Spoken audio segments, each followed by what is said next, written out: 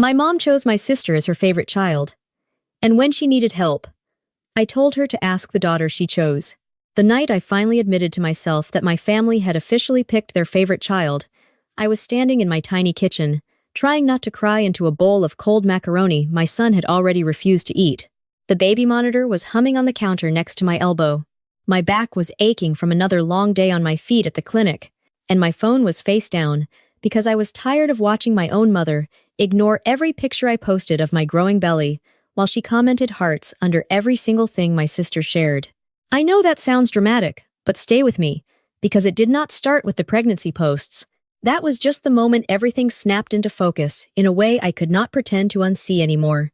I should probably back up, because otherwise this is going to sound like I woke up one day angry at my family for no reason. And that is not what happened at all. I am Tessa, by the way, which is something nobody ever seems to remember, unless they want something from me. I was always the person who tried to be reasonable, accommodating, the one who smoothed things over. I am the oldest daughter, the one who followed the rules, got the steady job, married the safe guy, and tried to do everything the so-called right way. My sister was always the baby, the fragile one, the poor thing who needed extra understanding. If you grew up with a golden child in the house, you already know where this is going. It is like you are both living in the same story, but the subtitles under your faces are completely different. When I married my ex, I really thought I was stepping into the kind of stable life my parents had always said they wanted for us. We had a small wedding in a rented hall. Nothing crazy, just plastic tablecloths, cheap flowers, and a very sweaty uncle trying to be the funny one with a microphone he never should have been given. My mother cried. My father made a toast about responsibility and building a future. And my sister tried on my veil 3 times, while everyone laughed like it was the cutest thing in the world. I remember thinking that if I just kept doing what I was supposed to do, the rest would fall into place. That is the kind of optimism I almost miss, even if it was painfully naive. We had been married for a little over 2 years when I got pregnant with my son. I worked as a medical assistant in a family clinic, so I had seen every kind of pregnancy scare and meltdown you can imagine. But when it was my own test turning positive in my own tiny bathroom, I just sat on the edge of the tub and shook. I was excited, terrified, and weirdly proud that my body was doing what it was supposed to do. My ex hugged me, spun me around, and talked about Little League and first days of school. And for a while, I really believed he was as all in as he sounded. My mother called every day, asking about every cramp and craving, telling everyone she knew that she was going to be a grandmother. My sister smiled in pictures and said she was happy for me. And if there was a flicker of something else in her eyes when she looked at my bump, I ignored it because I wanted to believe we were all on the same team. The first crack showed up after our son was born. If you have ever had a newborn, you know that sleep becomes this weird rumor you hear about but never actually experience. I was up at all hours nursing, rocking, texting other exhausted moms from the dark living room, trying not to resent the man snoring in the bedroom while I paced with a crying baby. At first, I told myself he was just tired, that he worked long days too, that we would find a rhythm. Then the late nights started. He would come home later and later, smelling like bars he swore he did not have time to stop at. There were new friends I had never heard of, vague work obligations that somehow always involved him showering and putting on cologne after the baby, and I had already changed into pajamas. When I asked questions, he accused me of being controlling, of not understanding how much pressure he was under. I still remember the night it blew up like a movie I had not auditioned for. I was standing at the crib, bouncing our son, my shoulder muscles screaming, when his phone would not stop buzzing on the dresser. At first, I tried to ignore it, but it just kept lighting up, vibrating against the wood. I finally walked over, mostly to put it on silent so the noise would not wake the baby.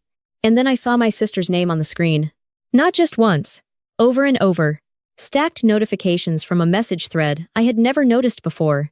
I told myself I would just put it on silent, that I was not going to snoop, that I trusted him. Then a preview popped up that made my stomach drop so fast I almost sat down on the floor. She had written something like, "So when are you finally going to tell her about us? I am tired of hiding." There were hearts. There were inside jokes. There were references to things that had happened in my parents' backyard on days I remembered looking for my husband because he had disappeared during family barbecues. I could feel the baby's weight in my arms, heavy and warm and completely innocent, while my whole world tilted sideways. I opened the thread. I read enough to understand that this was not some emotional overreaction, not some misunderstanding. This was a full-on affair that had been happening right under my nose, in my parents' house, with the woman who used to steal my clothes and then cry until my mother told me to apologize for overreacting. When he walked in that night, a little flushed and smelling like cheap beer and a kind of perfume I did not recognize, I was standing in the middle of the living room with his phone in my hand and our son in the baby swing. I did not scream at first. I just held up the screen and asked very quietly, "How long?"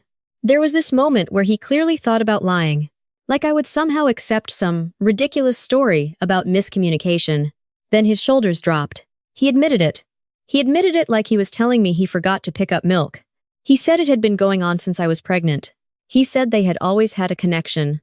He said he did not mean to hurt me, which is something people say when they absolutely knew they were going to hurt you and did it anyway. I told him to get out. There was no dramatic pause. No long monologue. No negotiation. I told him very calmly, considering how much my hands were shaking, that he could pack a bag and go stay with whoever was worth blowing up a marriage and a newborn for. He had the nerve to tell me I was being hysterical. I laughed in his face and pointed at the door until he finally grabbed some clothes and left. After he was gone, I called my mother because I needed someone to tell me I was not losing my mind. I needed my mother to say that what he and my sister had done was unforgivable. I needed her to be on my side for once. She listened. She was quiet for a long time. Then she said, "Well, you have to understand. Your sister has always struggled with feeling second best." I remember just sitting there, the phone pressed to my ear, staring at the stain on the carpet from when my son's bottle had leaked the week before, thinking, second best to who, exactly? Because it had never been me. I was always the one who had to suck it up, to compromise, to apologize first. My mother told me we needed to be careful about how we handled this so people would not think badly of the family. She actually suggested that maybe I had been distant in my marriage, and that could have pushed him away. She said my sister was very fragile, and we all needed to be gentle. If you have never felt your heart harden in real time, let me tell you, it is a very specific sensation. I hung up that night, knowing my mother was not going to save me from this. If I wanted out, I would have to drag myself out and drag my baby with me. I found a lawyer. I filed for divorce. I worked at the clinic all day and fed a baby all night and filled out paperwork at the kitchen table while my ex sent me long messages about how I was being cold and unforgiving. My sister did not reach out once. Instead, 2 months after the divorce was made official, she and my ex announced their engagement, like this was some quirky little love story the universe had written for them. My mother did not just accept it. She threw herself into that wedding like it was a royal event. She went shopping with my sister for dresses. She tasted cakes. She called me to tell me how sad it would look if I did not attend. She used the word optics. She said we could not give people the impression that our family was broken. As if my sister sleeping with my husband while I was still bleeding from childbirth had not already done that. When I told her there was no world in which I would dress up, put on lipstick, hire a babysitter, and watch those 2 exchange vows, she gasped like I had suggested tripping my sister down the aisle. She said, "You are a mother now. Think about the example you are setting." That was the moment something in me permanently flipped. I told her the example I was setting was that you are allowed to walk away from people who treat you like you are disposable. I told her she could go to that wedding, smile in the pictures, and tell whatever story she wanted.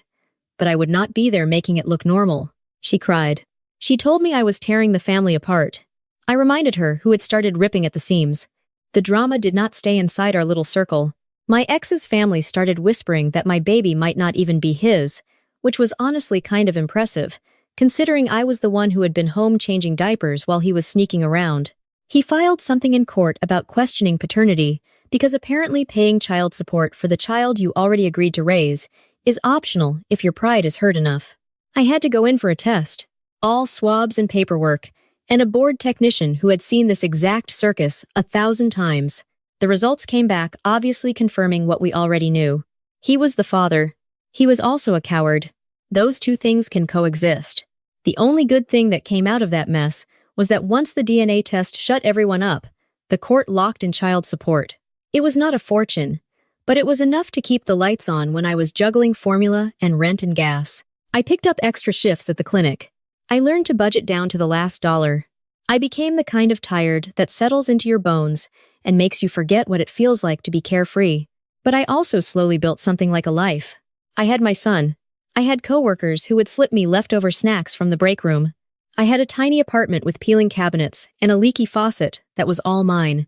About a year after the divorce, one of my friends from the clinic dragged me to a birthday party. I almost did not go because the idea of putting on real pants and smiling at strangers sounded like punishment, but she insisted. That is where I met the man who would eventually become my husband. I am not going to get into every detail because this is not a romance movie, but what I will say is that he showed up consistently. He asked about my son first. He showed up with takeout and sat on the floor, helping build block towers.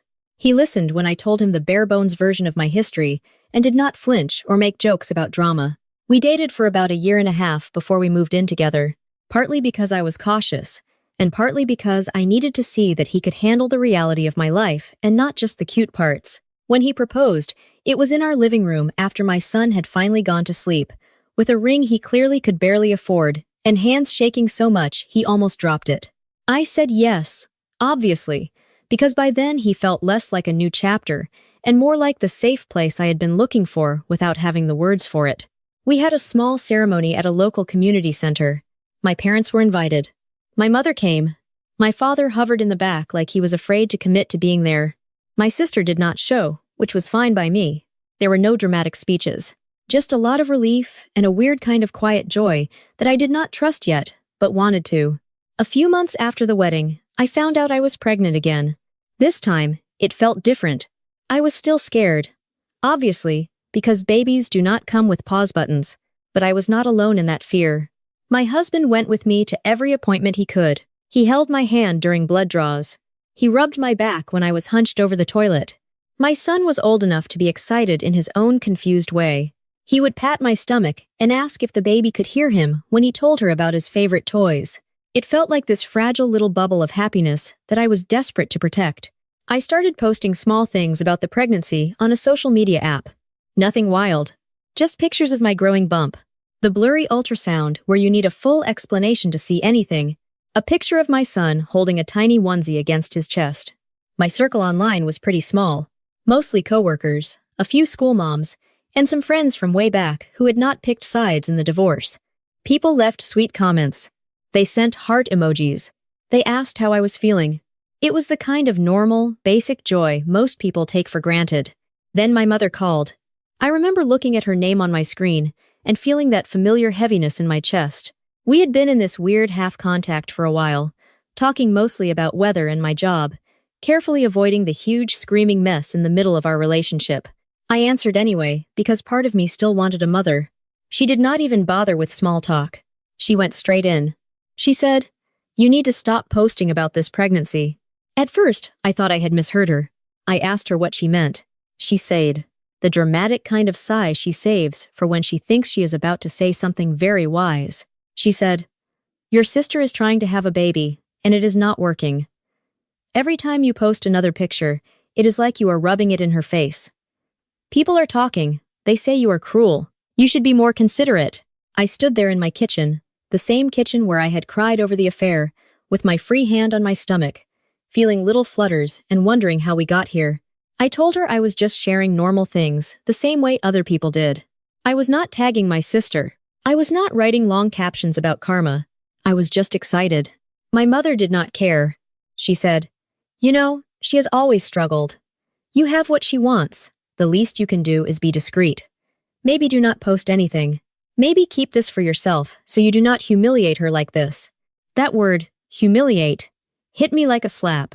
I asked her how exactly I was humiliating my sister by being pregnant with my husband's baby. She started talking about how people compare, how they whisper, how they look at my sister with pity. She actually said, "They say she is defective," like she was just quoting the weather report. I felt this mix of anger and disbelief, and this old familiar shame that did not even belong to me. I told her very clearly that I was not going to hide my pregnancy like it was something shameful. I told her I understood that my sister was hurting, but that did not mean I had to erase my own life. I said something like, if she cannot look at a bump without spiraling, maybe she should talk to someone who gets paid to listen. My mother gasped like I had suggested kicking a puppy. She tried to guilt me into backing down. She said things like, "I thought I raised you to be kind. And she would do this for you." which was laughable, considering the history. When she realized I was not budging, she got cold. She said, "Fine. Just remember who has always been there for you when you needed help," which was hilarious, because the answer to that had never been her. We hung up, and I stood there shaking. One hand on the counter, one hand on my stomach, trying to decide if I was overreacting. The thing about growing up in a house where your feelings are constantly minimized is that you start treating your own instincts like they are suspicious. Then, over the next few days, my mother escalated the way only she knew how. She started showing up at my apartment without warning. I would get home from a long shift and find her sitting on the front steps, arms crossed, face tight, clearly ready for a fight. She would bang on the door louder than necessary, calling my name in that tone that makes neighbors peek through blinds. One time, she started in on me right there in the hallway, about shoving happiness down people's throats, while my son clung to my leg and the woman from across the hall pretended she was checking her mail. After that, a neighbor pulled me aside and asked if everything was okay. I wanted to sink into the floor. My mother also started calling our relatives and whatever mutual friends she could reach, telling her own version of the story. In her version, I was flaunting my pregnancy online to torture my poor barren sister. She left out the part about betraying your sibling with her husband. It is funny how details like that slip her mind. At a certain point, I realized that if I did not set a hard line, she was going to keep pushing until she crashed right through my front door. I sat down one evening after my son was asleep and typed out a message to her that I must have rewritten at least 10 times. In the end, it was simple. I told her that any further attempts to shame me for being pregnant, any comments about my children, and any showing up unannounced and causing— I told her I meant it. I hit send, put my phone face down, and stared at the ceiling until my eyes hurt. For a while, things were weirdly quiet. She stopped dropping by. She stopped calling. I kept posting little bits about the pregnancy. Nothing wild, just enough to feel like I was not hiding. Then one afternoon, someone I barely knew pulled me aside in the parking lot after work. She was a friend of my sister's, the kind of person who always seems to know every piece of gossip before anyone else. She said, "Look, I know it is not my place, but I feel like you should know something." It turned out that my sister and my ex had never actually gone to a doctor about their so-called fertility problems. They had just assumed the issue was her because he already had a child. She had been swallowing supplements, tracking her temperature, crying on my mother's shoulder about her broken body. All that time, he was walking around with a secret that made my stomach turn. Apparently, a few years into their marriage, he had gone and gotten a vasectomy without telling her. He did not want more kids. Not with her. Not with anyone. He let her blame herself while he carried that little bit of information around like a loaded gun. She only found out because they had some kind of drunken fight where he fought to it. He finally spit it out to hurt her feelings on purpose. I remember standing there in the parking lot, my belly heavy, car keys digging into my palm, feeling this bitter mix of vindication and disgust. I am not going to pretend I felt sorry for her in that moment, because I did not. What I felt was confirmation. Confirmation that I had not been the crazy one. That this man had always been selfish and cruel in ways other people could finally see now. I also felt this strange, quiet relief that, for once, my mother's favorite was getting a tiny taste of what it felt like to be on the receiving end of their bad choices. I did not reach out. I did not send a message. I went home, made dinner, helped my son with a puzzle, and tried to focus on the little life rolling around under my skin. When it was finally time for my daughter to be born, I went into labor in the classic romantic way. Standing in the frozen foods aisle, staring at a bag of peas, feeling a weird pressure, and then a very clear, "Oh, okay, this is happening." My husband rushed me to the hospital. My son went to stay with a neighbor he adored, and I mentally prepared myself to do this whole birth thing again. Before we had even checked in, I had already left instructions with the nurses about visitors. I gave them a list of names of people who were allowed in the room. My mother's name was not on it. Our daughter arrived after hours of contractions and cursing, and a brief moment where I swore I was never doing this again. She was small and perfect and loud, with a tiny wrinkled face that somehow made every miserable thing I had gone through feel like backstory instead of the whole story. My husband cried harder than the baby. I held her against my chest and felt the weird, overwhelming rush of love and panic and responsibility wash over me all over again. On the second day, while I was still sore and exhausted and trying to figure out breastfeeding round 2, a nurse came in, looking uncomfortable. She said there was someone at the front desk insisting on being allowed up to see me and the baby. I did not even have to ask who. My mother had shown up armed with whatever speech she had been practicing. She was apparently telling the staff that she was the grandmother, that she had rights, that I was being unreasonable. I looked at the nurse and said, "She is not on my approved list. I do not want her in here." The nurse nodded, relieved, and went back out to deal with it. I could hear muffled voices in the hallway, my mother's voice rising in pitch, demanding to see her grandchild, throwing around phrases like, "family rights," as if that meant something in a hospital that had my signed paperwork on file. Eventually, the noise faded. She left. She did not leave a note. She did not send a text saying she was glad we were okay. It was all about the performance.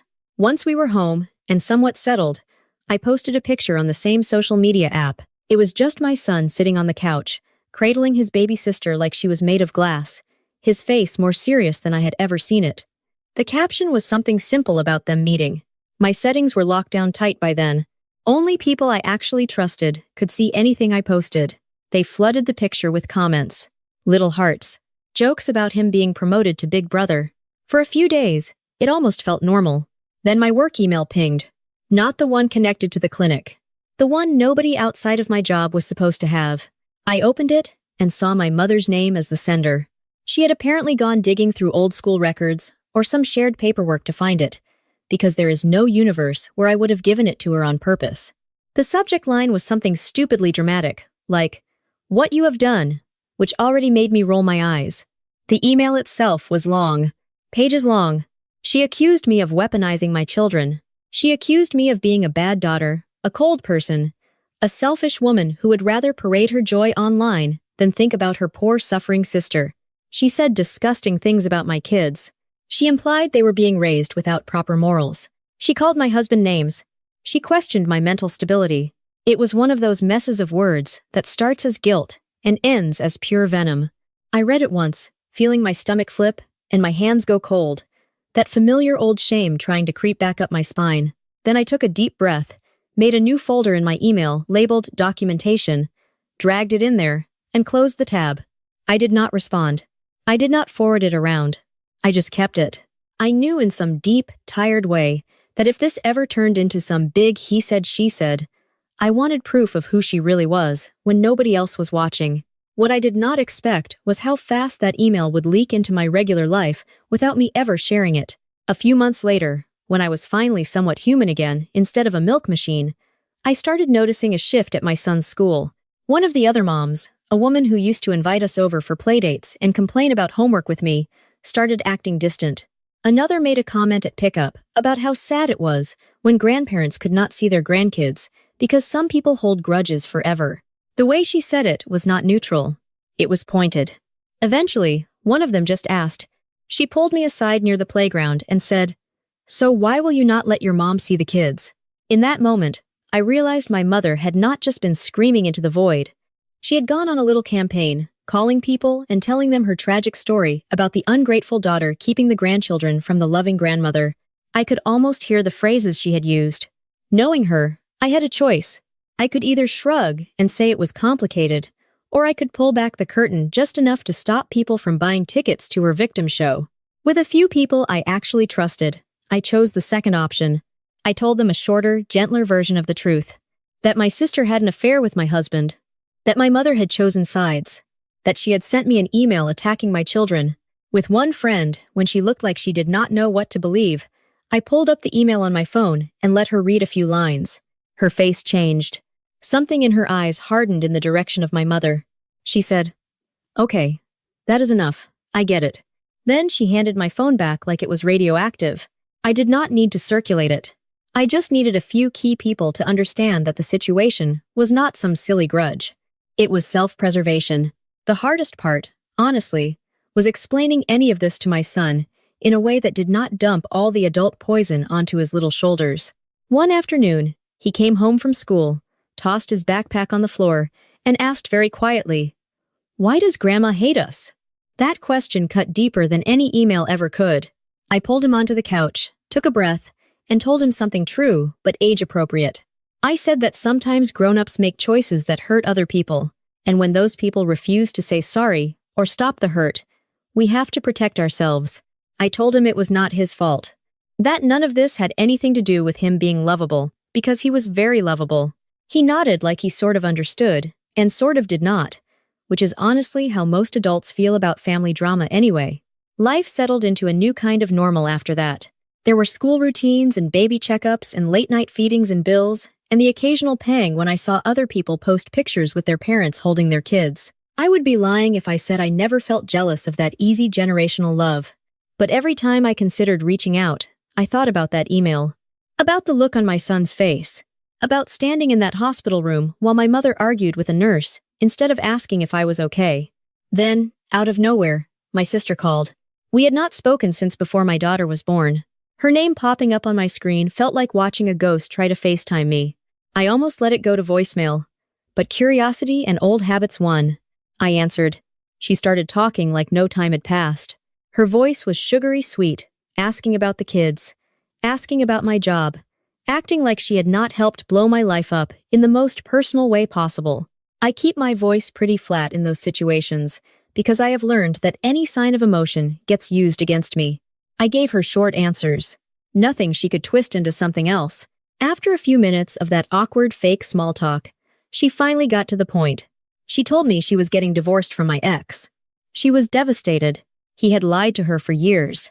He had gotten a vasectomy without telling her. He had gaslit her into thinking she was broken, while he had secretly decided her body was not going to carry his kids. She cried loud, messy sobs into the phone. She talked about how cheated she felt, how humiliated, how painful it was to realize the person you trusted had used you. I listened for a while, because I am not made of stone, and I know what that feels like. Then she said the wildest thing. She asked me to support her. She actually said, "I really need my sister right now." There was a long, thick silence after that. I could hear her breathing. I could hear my refrigerator humming. I could hear my own heartbeat in my ears. Finally, I said, "You needed a sister when you decided to start seeing my husband behind my back. You needed a sister when you walked down the aisle with him 2 months after our divorce. You did not need me then. So why do you need me now?"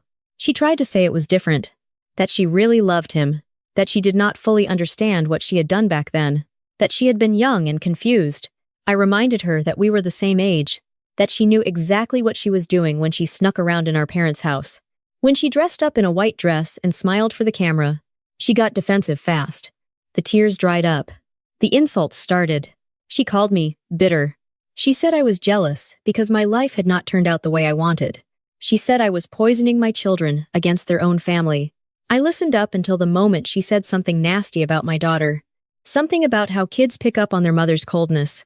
Then I hung up. No warning. No dramatic goodbye. Just click. After that, she tried to contact me through a few fake profiles on social media, leaving vague comments and weird little hints. But I had already locked my accounts down and learned to hit block without hesitating. There is a kind of peace that comes with finally believing people when they show you who they are, even if that belief hurts. The universe, however, has a very dark sense of humor sometimes. One afternoon, I was at a pediatrician's office for my daughter's checkup. The waiting room was the usual chaos of toys, tired parents, and kids licking things they definitely should not be licking. I was bouncing my daughter on my knee when a woman walked in with a little boy around 3, maybe 4, holding her hand. There was something about his face that made my stomach twist. It was familiar in a way I could not place right away. She sat down a few chairs away, and we did that mom thing where you smile at each other because your kids are making the same kind of mess. We started talking. Just casual stuff about nap schedules and snacks. She mentioned that she was basically doing everything on her own because the boy's father was not very involved. I nodded because, sadly, that was not exactly rare. Then she said his name. It was my ex's name. I did not react right away. I just kept my face neutral and asked very carefully, "Oh, how do you know him?" She said they had dated for a little while, that it had not been serious for him, but it had been serious enough for her to end up pregnant. He had not denied the child, but he had not exactly stepped up either. She rolled her eyes and said something about men who think paying for a few diapers makes them heroes. I did the math in my head. The age of the boy. The timeline of when he and my sister had started trying for a baby. The window when he must have gone for that secret procedure. It hit me that he had given another woman a child and then cut off his own ability to have any more while my sister was crying in bathroom stalls over negative tests.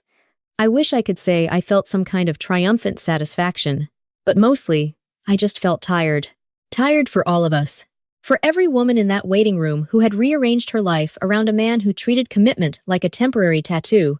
I did not tell her my whole backstory. That would have been too much for a doctor's waiting room. I just listened. And when she apologized for oversharing, I told her she did not need to be sorry. I left that appointment feeling weirdly lighter, like the last little piece of the puzzle had clicked into place. He was exactly who I thought he was. Not just to me. Not just to my sister. To everyone. I never told my sister about that little boy in the waiting room. Let her keep believing she was the only one he ever lied to. Some truths are more useful when you keep them to yourself. After a while, the gossip about my mother started catching up with her. People she had called to complain about me started seeing a bigger picture. Some of them backed away. She ended up more isolated than she had ever been. Meanwhile, my sister's divorce was finalized. She moved back in with my mother for a bit, then took a job in another city because she needed a fresh start, which is what people say when they are running from the consequences of their own choices. I heard through the same grapevine my mother used to weaponize that my sister left pretty abruptly, packed her stuff, hugged my mother at the door, drove off without looking back much. My mother, who had spent years bending herself into a pretzel to protect her, was suddenly alone in that house. No favorite child to orbit. No grand narrative to sell people about all the sacrifices she had made for her fragile baby. Just silence and the occasional relative who still picked up the phone. In my house, things were not perfect, but they were stable in a way that felt almost luxurious. My husband went to work and came home. He helped with homework. He changed diapers without acting like he deserved a medal. My son started calling him Dad on his own one day, casually, while they were building a pillow fort. We did not correct him. My ex's court-ordered visits became more and more inconsistent. He would cancel at the last minute. Reschedule. Forget. My son stopped asking about him as much. When he did come, it was awkward and shallow, like he was visiting a friend's kid instead of his own. At one point, my son looked at me before a scheduled visit and said, "Do I have to go if I do not want to?" That question sat heavy on my chest. I talked to my husband about it.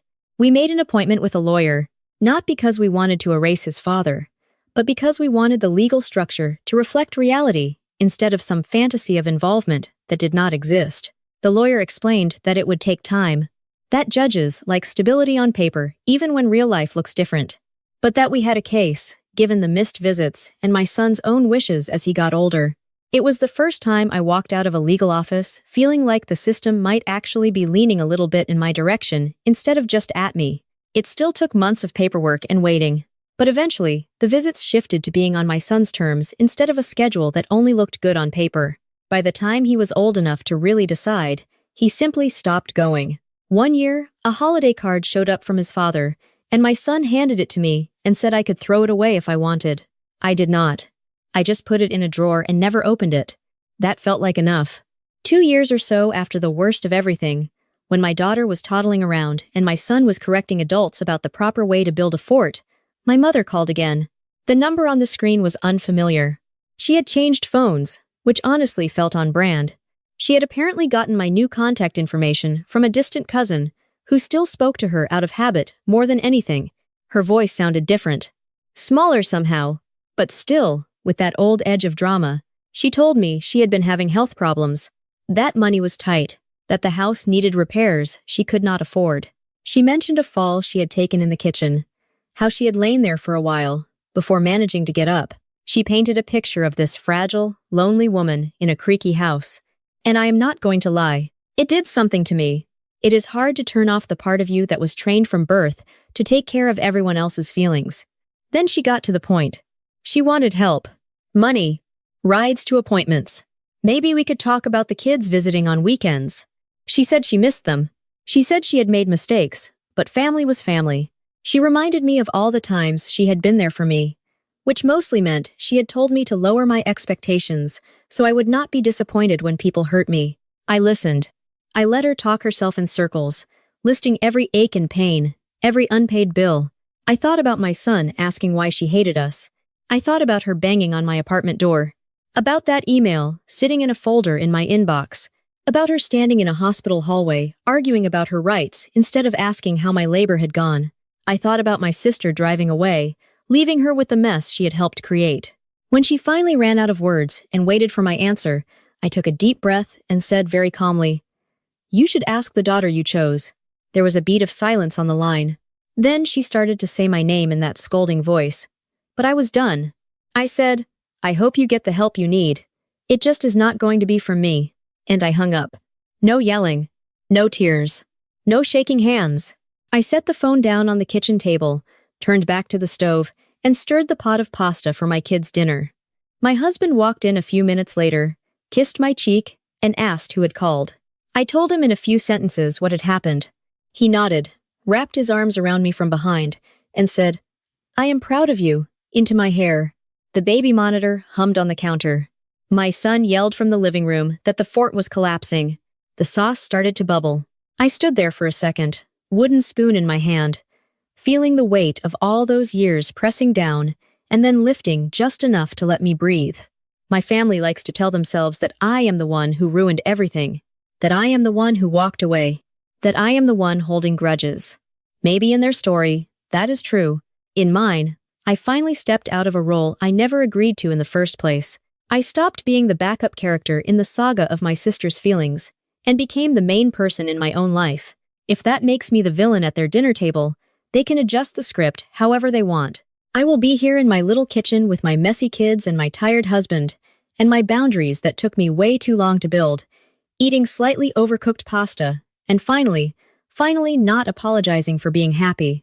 And since you have made it this far into this whole mess, it probably helps to know that none of this started with my ex, or my sister, or a social media app. This thing with my mother choosing sides had been going on since before I even knew what choosing sides meant. When we were little, it was 100 small things that did not seem like a big deal on their own, but you stack them up, and it is like building a tower out of tiny insults and lopsided rules. I remember one birthday where all I wanted was this simple art set. Nothing fancy, just a box with markers and paints, and those cheap little brushes that shed hair everywhere. I had seen it in a store window and talked about it for weeks. My mother nodded and said we would see. On my birthday, I opened my presents, and there it was. I was so happy I could not even sit still. My sister came over, grabbed a marker without asking, and immediately drew all over the table. When my mother saw the mess, she yelled at me for not watching her and took the whole set away. She said I clearly was not ready for that kind of responsibility. My sister cried for about 30 seconds and then got ice cream. There was the time in middle school when I was supposed to go to a school dance with some friends. I had planned my outfit for days, saved up to buy a cheap dress from a clearance rack, the whole thing. An hour before my ride was supposed to pick me up, my sister had a meltdown about not finding her favorite shirt. She screamed, threw things, locked herself in the bathroom. My mother pulled me aside and said maybe I should skip the dance to keep the peace because my sister was having a really hard week. So, I texted my friends a lie about feeling sick, took off my dress, and spent the night helping my sister look for a shirt she had stuffed under her own bed. By the time I was in high school, I had basically become a third parent in that house. I was the one who double-checked that forms were signed, that the fridge actually had food, that my sister had her homework in her bag. My mother would brag to people that she did not need to worry with me because I was so mature, which sounded like a compliment, but really meant she felt free to put everything on my shoulders. When my sister got in trouble for sneaking out, my mother cried about how it was her fault for not being a better mother. Somehow, the solution she landed on was asking me to keep a closer eye on my sister, like I did not already have my own life to manage. I tried to earn my way into being loved, the same way my sister was just handed it. I brought home good grades. I avoided drama. I got a part-time job as soon as I could, and used my money to buy my own school supplies so my mother would not have to. Every time I hit some milestone, my mother would say she was proud. But there was always a little but attached. Proud. But maybe I should not talk about college plans in front of my sister because it made her feel insecure. Proud.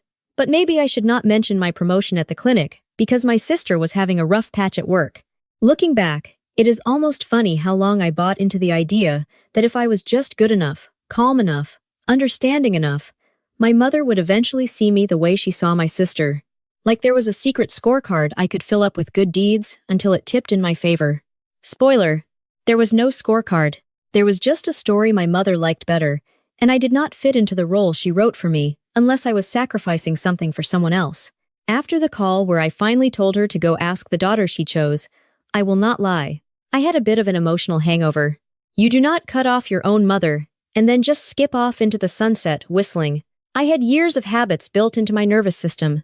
If my phone buzzed late at night, my brain still flinched, expecting some crisis I was supposed to fix. For a long time, if I saw an older woman in a store with the same hair color or the same walk as my mother, my stomach would twist before my brain caught up and reminded me I was free to just keep walking.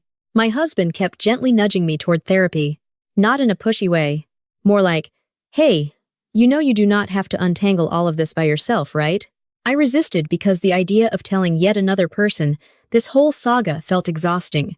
And also because there is this little voice in my head that always goes, "Maybe it was not that bad. Maybe you are being dramatic." That voice, by the way, sounds a lot like my mother. Eventually, I went. I found a therapist through a list my doctor gave me, and I sat in a chair that was too soft and told a stranger that my sister had married my ex. My mother had chosen her side, and I was the one everyone called dramatic. The therapist did not flinch. She did not tell me to be more understanding. She did not say, "But she is your mother," like that explained everything. She just nodded and asked what it had been like to grow up in that house. We did not jump straight into the big stuff. We talked about the little patterns, how I apologized even when I was not wrong, how I felt guilty for enjoying a quiet afternoon with my kids because some part of me thought I should be checking on my mother instead, how I almost texted my sister a picture of my daughter's first steps out of pure muscle memory and then had to sit on my hands. Therapy did not magically fix everything, but it gave me language for things I had always felt and never named. I learned that setting boundaries was not the same thing as being cruel. That saying no to something harmful did not make me the villain. No matter how many times my mother tried to hand me that costume, I learned to catch myself before I apologized for things that were not my fault. I learned that the little knot of panic I got in my chest when I heard my phone ring with an unknown number was not me being weird. It was a body that had been trained to expect bad news, disguised as obligations. There was one session where my therapist asked me what I would say to my own daughter if she grew up and told me the same story about her family. That question almost broke me. I pictured my girl, taller and older, calling me from some small kitchen of her own, voice shaking, telling me that her partner had betrayed her and her sibling had joined in, and I had taken their side. The idea made me feel physically sick. I blurted out that I would never do that. That I would show up for her. That I would burn the world down before I let her feel as alone as I did. My therapist just looked at me and said, "So why does your mother deserve more loyalty than you would ever expect from your own kids?" That one sat with me on the drive home. While the kids argued in the back seat about who got the better snack, I kept turning it over in my mind. I had been measuring everything by this unspoken rule that my mother got automatic loyalty. No matter what she did, I had never stopped to ask why. Once I started asking, the answer was not pretty. It was basically because she told me so. Little by little, I let myself off the hook. I stopped checking her social media through a fake account to see if she was talking about me. I unfollowed the relatives who only ever reached out to tell me that my mother missed me or that life was short and I should forgive. I focused on the people who showed up with casseroles and rides and late-night texts that actually said, "How are you doing?" instead of, "Have you talked to your mother yet?" Holidays were the real test. The first year after I set that hard boundary, the whole season felt off. You know how you can tell what month it is by the decorations in every store and the songs playing everywhere, whether you like it or not. All the commercials were about big, happy families around tables that nobody needed to squeeze around. Grandmothers laughing in slow motion while kids ran through the house. My reality was me and my husband trying to figure out how to cook a decent turkey in a tiny oven while my son asked if grandma was coming over. We decided to build our own traditions from scratch. On one of the big holidays, instead of forcing some picture-perfect meal, we made a rule that everyone got to pick one favorite food, no matter how weird the combination. That is how we ended up with mashed potatoes, pancakes, chicken nuggets, and a terrible attempt at a homemade pie all on the same table. The kids thought it was hilarious. My son said it was like having 4 holidays in one. My daughter was mostly just excited about whipped cream. There was a moment that first year where my phone buzzed and I saw a message from a relative I had not heard from in a long time. It was the classic script. They said my mother was so sad and that the house was so quiet and that it would mean the world if I just stopped by even for a little bit. I stared at that message for a long time, feeling the old guilt creeping up my spine. Then I looked at my kids, faces sticky with syrup, laughing at a joke my husband had made, and I realized that leaving our house full of warmth and noise to go sit in a living room where everything I did would be judged was not an act of kindness. It would be a sacrifice to a story I was done playing a part in. So I put the phone on silent, slid it into a drawer, and sat back down at the table. My husband squeezed my knee under the table like he knew exactly what had just happened in my head. Maybe he did. He has had a front row seat to all of this, after all. There were awkward moments outside of the holidays too. Once at the grocery store, I saw my mother in the next aisle over. She was standing there, staring at a shelf of canned soup like it had personally offended her. For a second, I froze. Every muscle in my body went tense. Part of me wanted to duck behind a display of cereal and hide. Another part wanted to walk over and demand to know if she ever thought about what she had done. In the end, I did neither. I took a breath, steered my cart down a different aisle, and kept shopping. My heart was racing, but when I walked out of that store without having been dragged into another performance, I felt strangely powerful. My kids are growing up with a different version of family than the one I had. They have a mother who will apologize when she is wrong. And yes, I mess up all the time. I snap when I am tired. I say yes to too many school committees. I forget Spirit Day and send my son in regular clothes. But when I screw up, I tell them. I say, I should not have yelled. I am sorry. And I watch the way their shoulders relax when they realize it is safe to tell the truth in our house. Sometimes my son asks questions that poke right into the soft spots. He once asked if my mother used to make me pancakes the way I make them for him on Saturdays. I told him the truth in a simple way. I said that Grandma did some things well and some things not so well, and one of the things she was not good at was making people feel safe when they were upset. I told him that is why I try so hard to do it differently. He thought about it for a second and then said, "You are good at it." Then he went back to drowning his breakfast in syrup like we were not talking about generational cycles of emotional neglect. There are still nights where the whole story hits me in a wave. I will be folding tiny socks or filling out yet another school form, and some random detail will pop into my head. The look on my sister's face the night she tried on my veil, the sound of my mother's voice in the hospital hallway, the feeling in my chest when I told my mother to ask the daughter she chose.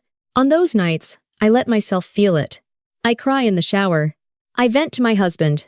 Sometimes I sit on the couch after everyone is asleep and scroll back through pictures of my kids to remind myself what I chose and why. If there is any kind of peace in all of this, it is not the calm, tidy kind people write inspirational quotes about.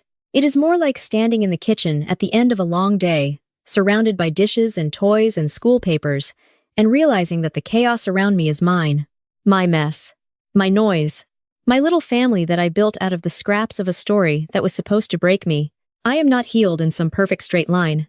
I am just a woman who finally decided that being the villain in someone else's narrative was still better than playing the doormat in it. And yes, sometimes I still lie awake replaying old conversations and reminding myself why I will not go back, even when a small part of me misses the fantasy of having a normal mother. But mostly, I sleep just fine these days. I sleep in a bed I paid for, next to a man who chose me on purpose. In a house where my kids laugh too loud and spill things without fearing punishment. That is the story I am writing now, and it is the only one that really matters to me.